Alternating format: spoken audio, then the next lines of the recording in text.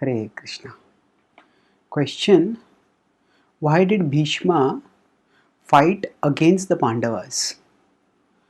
Answer: Bhishma had taken a vow long ago uh, when he had abdicated his right to the claim for the sake of having his father marry a second wife, Shantanu to marry Matsyakanna, the fish prince, the princess from the fish woman.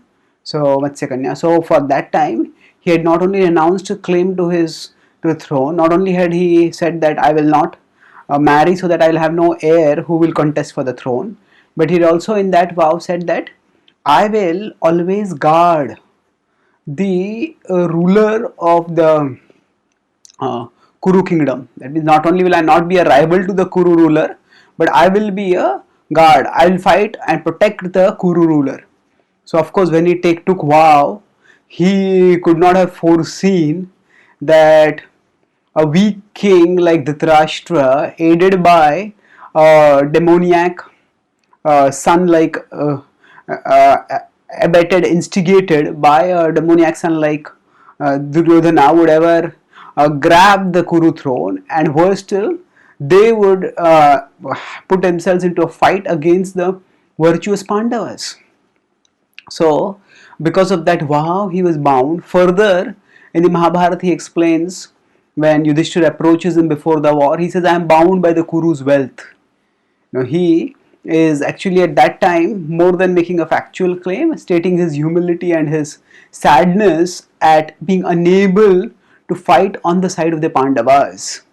So, he had that when he says that because he had taken the wealth of the Kurus, that's why he had to fight on behalf of the Kurus. That's actually a very superficial reason, and the point there is he had a right to the wealth because he was a descendant in that Kuru dynasty. So it was not that the Kurus had given him the wealth. He had a right of being a descendant in that dynasty, being now being an illustrious grandsire. But there he is expressing his sadness in not being able to fight on the side of the Pandavas. Now, from the spiritual perspective, we understand that Bhishma is a great devotee of the Lord, and such a great devotee does what is required for the service of the Lord, even if that is misunderstood by people.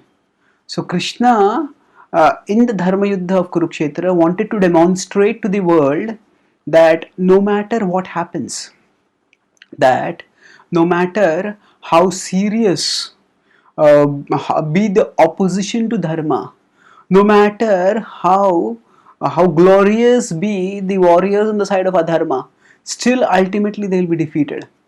So Bhishma was extremely learned, having learned from the sages uh, in the heavens when his mother Ganga had taken him to heaven, having heard from many other sages thereafter also. He was extremely powerful, being a formidable warrior, one of the world's foremost warriors. He was hugely experienced, and in that sense, in any war against any man, he would have been the huge favorite to emerge victorious.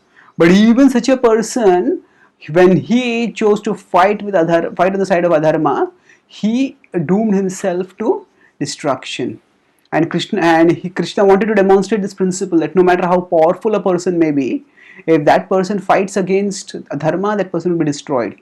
And although Bhishma knew that he would be misunderstood, he would be condemned for having chosen to fight on the side of adharma, he chose to accept that as a service so that he could serve the Lord's purpose. And the fact that he acquitted himself gloriously in this very demanding service, where his actions would be misunderstood and his reputation would be sullied, in spite of that he did this service, and Krishna was so pleased with him for the service that Krishna was by his side. During his last days, he instructed Yudhishthir, who was Dharmaraj. Therefore, if he had acted adharmically in fighting on the side of the Kauravas, Yudhishthir would not have heard from him. So Yudhishthir knew that Bhishma was a great authority on dharma, and so he heard from Bhishma, and then in the presence of Krishna, Bhishma attained life's perfection, leaving his mortal coil while beholding in the presence of Krishna after beholding his beautiful form. So Bhishma fought ultimately because Krishna wanted him to fight on the side of adharma, thereby demonstrating that no matter how powerful, how glorious those on the side of adharma they may be, they will ultimately not be able to be victorious against dharma. Thank you. Hare Krishna.